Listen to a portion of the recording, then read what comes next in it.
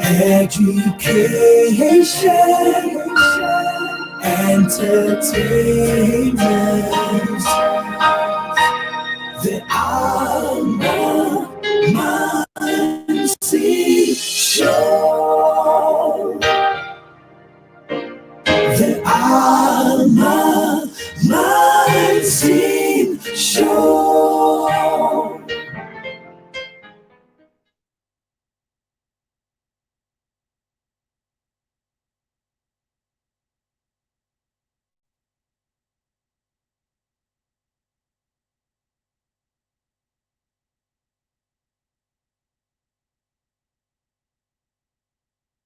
Right? But this is so exciting. No, I haven't paid a dime. The whole thing is complimentary. Yeah. The abaya and everything to do with this particular thing doesn't cost a penny. This is a compliment of the hosts. They now know what languages I speak and they're going to find me. Somebody who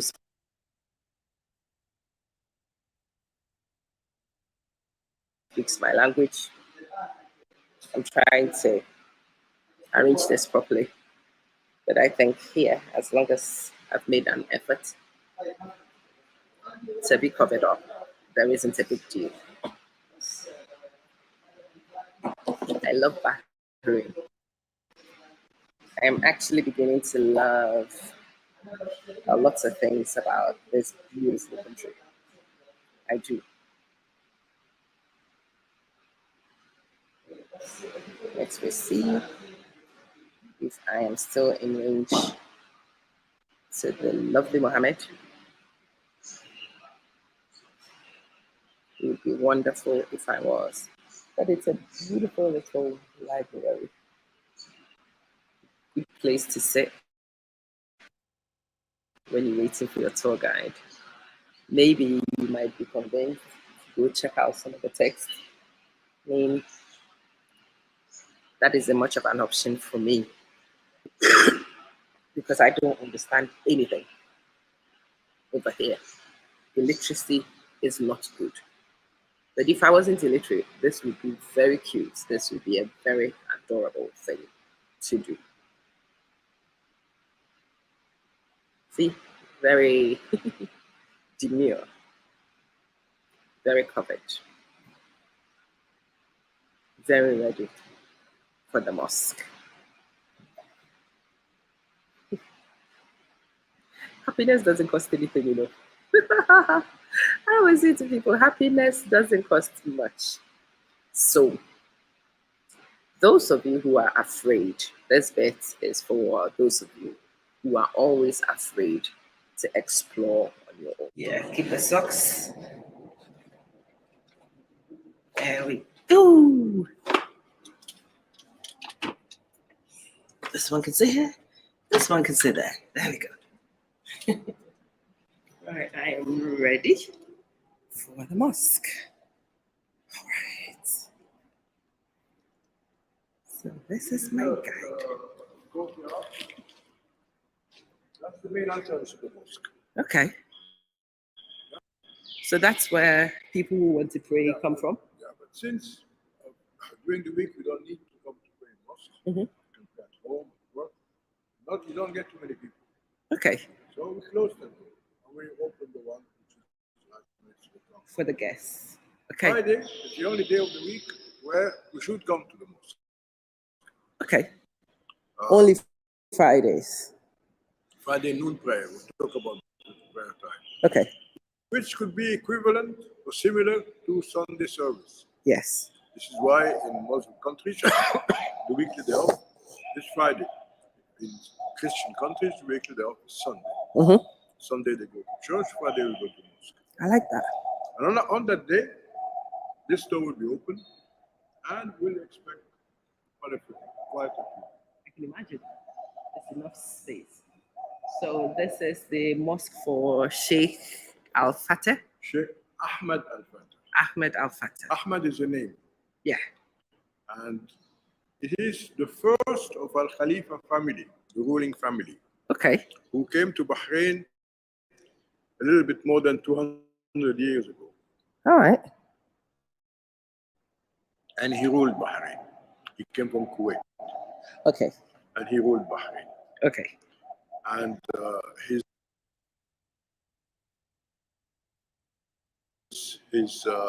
today's king is his eighth descendant. Right. And it's the father's king who built this mosque in his honor. I call it Ahmed Al Fateh in his honor. Al Fateh in Arabic means the opener, conqueror.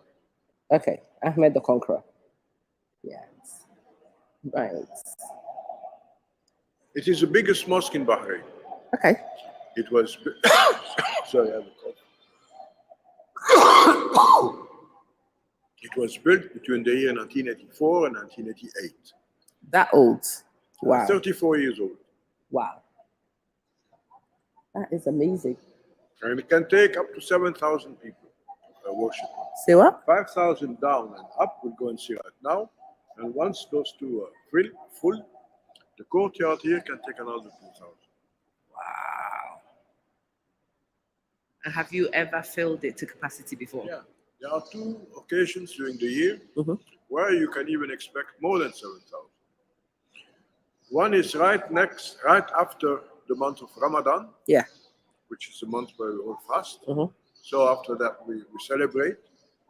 So even if you're used to pray in the mosque in your neighborhood, on that day, You come to the big one. So everybody Right. comes. And the same for Hajj, the pilgrimage. Okay. People couldn't go to Hajj to perform a prayer, they'll come to a mosque. And pray. Again, instead of doing it right in You come to the big one.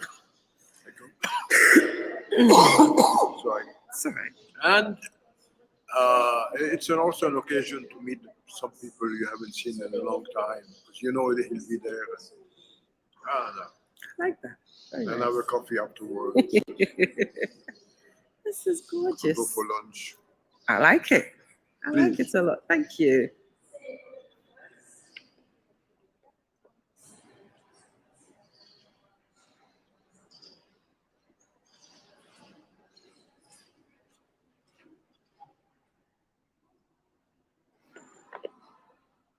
Okay.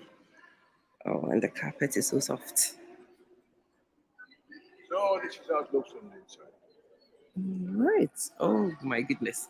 Can you imagine what this would be like in the evening Oh yes. when the lights come on? They are individual lights assembled in interesting ways just to come up with this. But look up. These Look up. those globes, they are hand blown.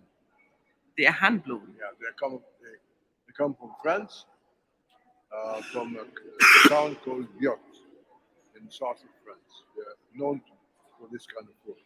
There Wow. are about 1,000 of them. in the mosque.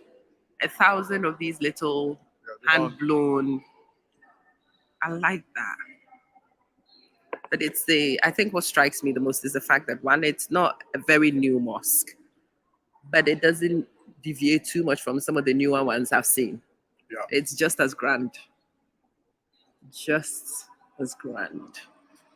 Amazing. The carpet is wool. Mm-hmm. They come from Ireland. Okay. It's Irish wool. And the reason why we have carpets, because when we pray, we go on our Yeah. knees and we prostrate. And it's so soft. I'm glad you did. It is so soft to Which the doesn't touch. mean that if you don't have a carpet, I cannot pray. You can pray on the hard You floor. can pray, it's not an excuse. Oh, but the carpet is better. Yeah, more comfortable. It's nicer. A whole lot nicer. Look at that. Marble come from Italy, Carrara. Marble on the wall. So the lights come from France. The wool comes from Ireland. The marble comes from Italy. The wood, like the doors, the teak wood, come from South India. Wow. The chandelier comes from Austria.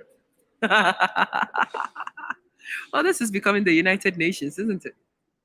From every part of the world, they get the best. It is the United Nations. I kid you not. And the dome up there is made in Bahrain and is made out of fiberglass. Now I like that. The reason why they chose fiberglass, because fiberglass is light, strong, Yeah. and does not need much maintenance. Oh, you will not be maintaining it right up there, are you?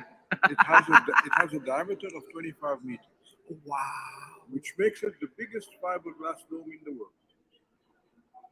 Oh, wow. Amazing. Amazing. And I like the tours that people have, that you have different things explained. So, what are these mics for? Okay, come. I asked too many questions, right? No. You know, if I'm in a tour and someone don't ask questions, I get worried. Yeah. Either what I'm saying is not interesting. Look at that.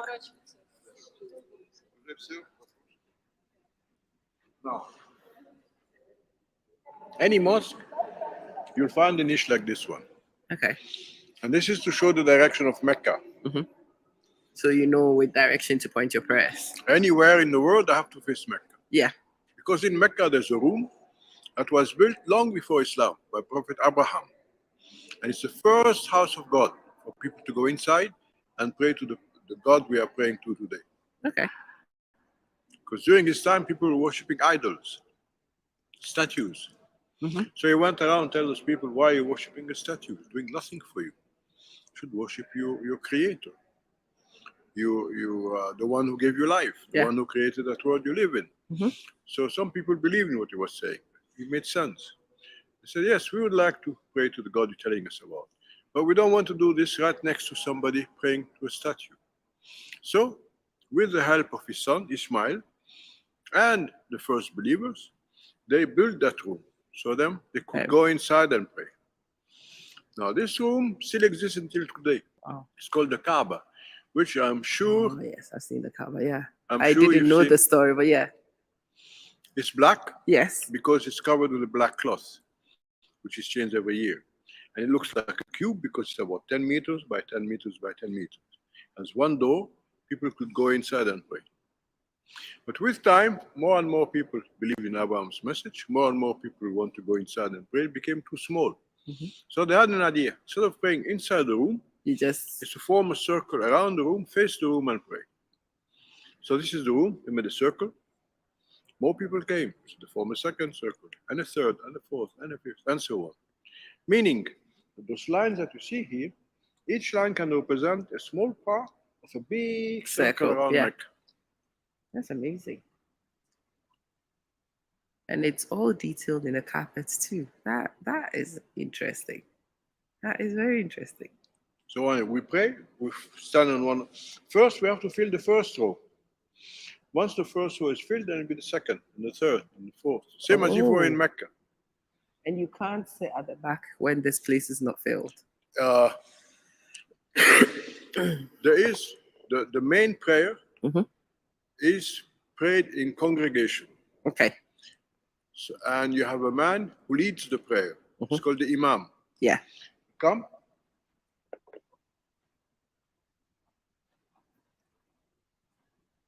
Since he's leading the prayer, he'll be standing here in front of everybody.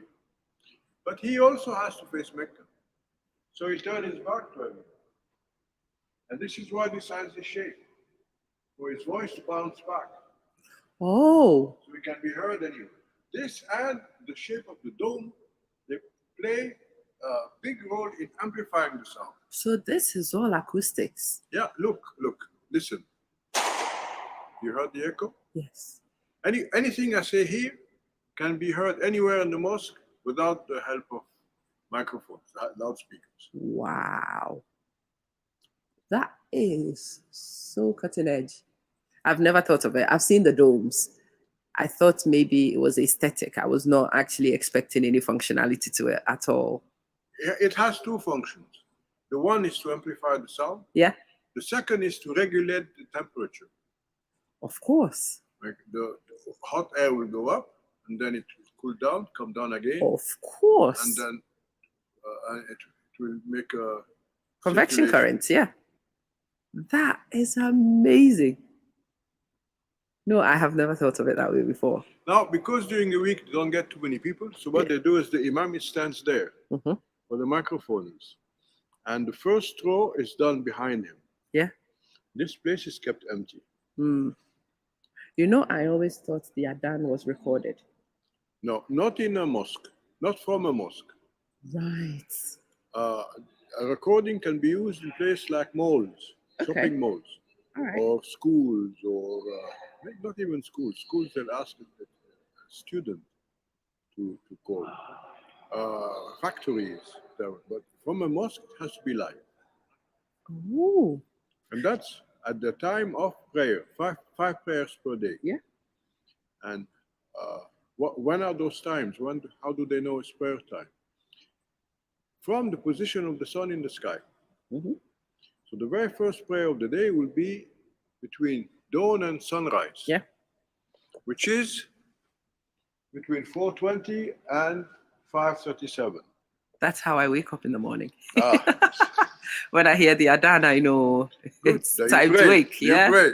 Well, I wake up and then I pray my little prayer. Yeah. I You don't have go to to the pray. mosque, but yeah, You have to pray. Mhm. It's good to pray. it is. The second prayer of the day will be when my shadow is shortest, Noon. noon. Yeah. The third prayer of the day will be when my shadow measures the same as my height. Right. No, I didn't know about that one. The fourth prayer of the day will be sunset. And the fifth prayer of the day will be when the sky turns from blue to black. You know, my favorite time for the sunset prayer is during Ramadan, and that's the call for iftar. I'm like, yes, iftar. You can go and eat in people's homes. Right. See, I know these things, but the significance of it hasn't actually you know. quite fully registered. Yeah. It's amazing. And why 5 times? Because God wants us to stay connected with Him. Mm-hmm. Nothing will happen to God if we don't pray. He doesn't need our prayers. But if He asks us to pray, because it's good for us, Mhm. it's a reminder, keeps us from doing the wrong thing. If I know I'm going to connect with God in an hour or two, if there's something wrong I can do, I will not do it. If I don't pray, I won't care. I like that. See, Yeah. all of it is making sense in my head. And it encouraged me to do the good thing, Yes. to be kind to people, to give out charity, Yeah. knowing you're going to meet you, connect with you In a few hours. in a few hours with your Creator. He'll also be happy with you. I like that. Yeah. I like that. Very philosophical. Thank you. You've connected quite a few dots for me. Cool.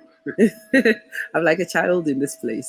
I like how it's all set up. So this is where the imam will speak from. The khatib, the preacher. That's for Friday noon prayer. Right. To come back. So this is the prayer where we have to first fill the first row, then the second, then the third, then the fourth.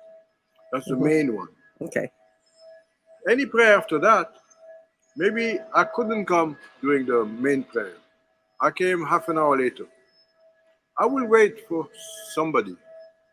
I can pray alone, but it's better to pray in congregation.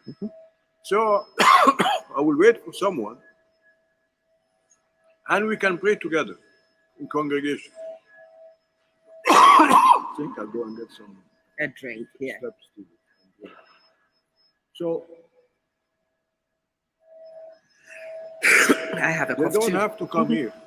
Right. They don't have to come here. They can go anywhere. But the main one, they have to come. But you see, I'm looking at this now, and it's very similar to any big church where the preacher will stand. Yeah. To That's preach. on Friday. Yeah. He gives his sermon from here, Oh, I like that. and we listen to it. But in Islam, it's the sermon first and then the prayer. And then the prayer. But see, this is, again, I hadn't thought of it. But the design of this mosque is not different from any big cathedral. No, it's the house of God. Yes, it's. The only difference is here you never see any images Yes. of God or person. Yeah. You don't know how God looks like. And if you try to put them in images, you'll be diminishing from its greatness.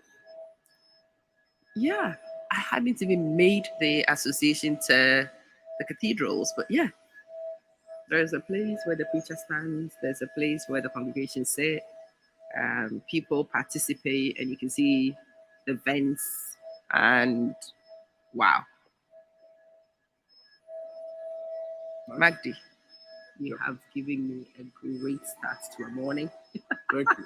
a philosophical start to a morning, connected a few dots. And those of you who are watching, we will chat about this later. Praying in Arabic, we say salah. Mm-hmm. And the literal translation of the word salah is to connect. Okay. If you go look on the dictionary, salah will be connect, to connect. So when we're praying, we're connecting with God. Okay. So out of respect, we need to be clean.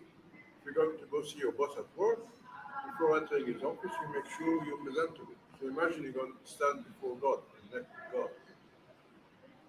So even if I had my bath or shower in the morning, during the day, before praying, to be sure I'm clean, I'll wash the parts of my body that are exposed to the elements. I can't get dirty.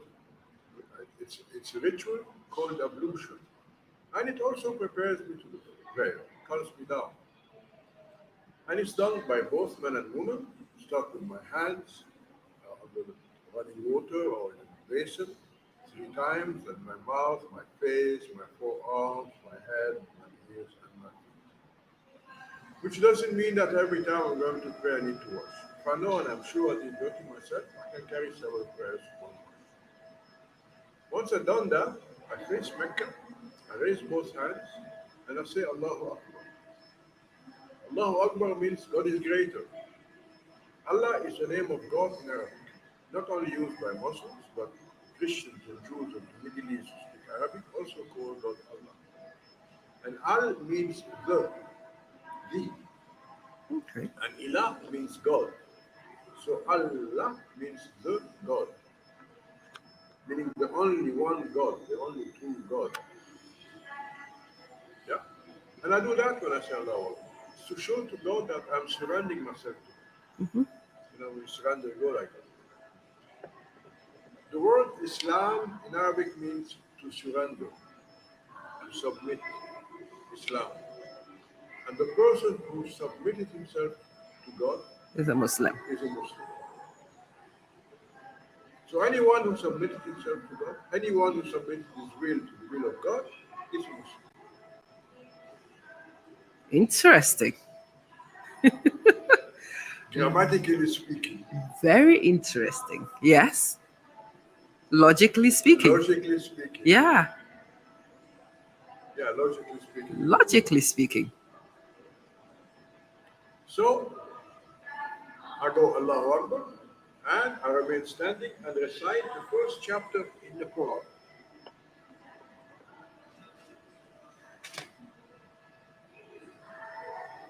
See, all the religions, yeah, all the prophets, God sent thousands of prophets all over the world, and they all carry the same message, which is to submit to Him, which is to surrender to Him, which is to worship Him.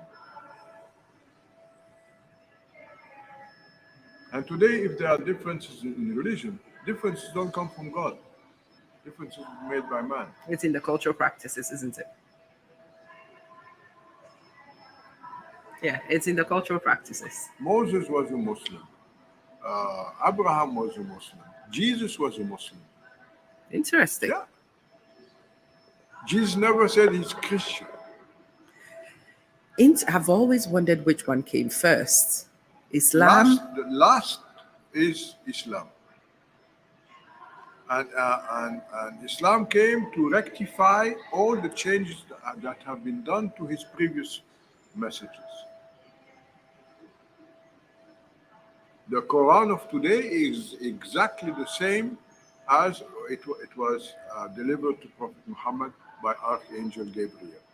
Not one letter has been removed or added. So the Quran was also brought by the angel Gabriel. by Gabriel. Right. Very interesting to see the characters smash across the religions like that, right? Yeah, yeah. Because the Christians will recognize the angel Gabriel. Yes, oh, yeah. Angel Gabriel is the one who delivered all messages Yeah. to all prophets. This is what I mean. It's interesting to see the same character smashing across religions, performing almost identical roles in the stories. Interesting. Very interesting, Magdi. Islam, we believe in the Torah, we believe in the Psalms, we believe in the Gospels, we believe in all that, all the message of God. But the original version, the origin as it was delivered, not the translation. Right.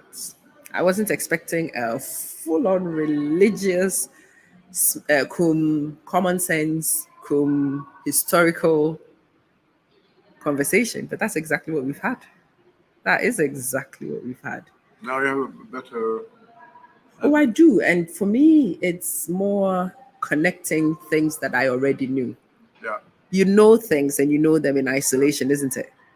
Sometimes it helps to have them connected. yeah, So yeah, it tells a It better makes more story. sense. It does. It does. I was reading this one again and I was thinking, this is the order of a prayer that I know very well. Yeah, The Lord's Prayer goes Yeah, in a yeah. very, very similar Yeah. structure. yeah, As soon as I read it, I was like, oh, wow. yeah. It's the same. God is one. Yeah, it is similar in Message the is one. structure to the Lord's Prayer. And again, it's my honor to be able to bring you some of these things and to be able to give you some of these connections and hopefully makes us all realize there isn't any reason to fight over anything, really. We just need to interact and to explain, to understand, and live in harmony because that's all we've been commanded to do and live at peace with your fellow man. We're human. We think we know best. It's a shame, isn't it? We think we know better. I know more than you, so yeah, you take Look mine. at what's happening in the world Oh, today. God Almighty, Magdi. Yeah.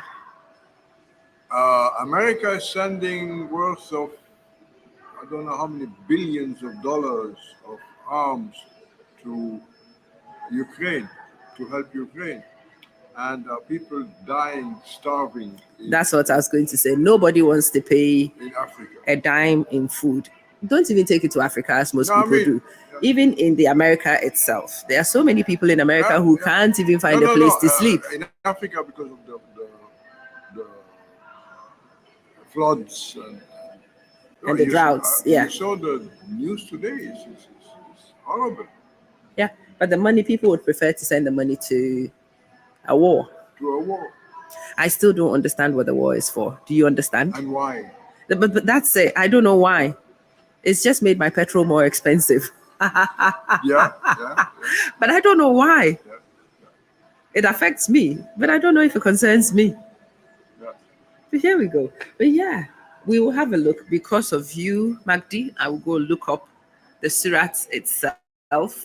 I'll read it properly again together.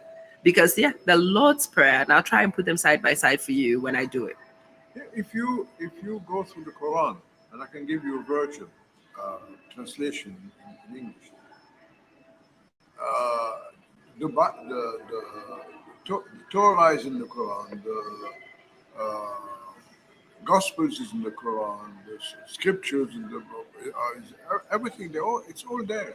It's all one message. One message. Yeah. The Quran came last. Our Father who art in heaven, hallowed be thy name. It is not different in structure at all. One message. Yeah.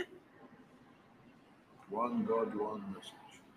Very interesting. But yeah, you've kickstarted my day on a very philosophical, See very exciting note. main difference, big difference in Christianity and Islam is this one. This chapter explains it. In the name of Allah, the most merciful, the most compassionate, all chapter starts to say, yeah?